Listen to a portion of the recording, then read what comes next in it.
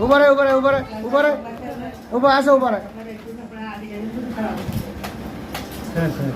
हां झटके बस बस जाओ दे चल बस बस झोपले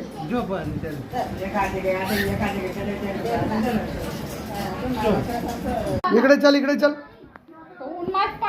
चांगलं आहे ना ऊन बी लावायला जरुरी आहे ना 2 मिनिटं इकडे कमू इकडे चल बेटा झोप ना मत हां चल इकडे चल मन सग इकडे चल आता है मन जोड़े कमू इकडे आहे देख अंकल जोड़े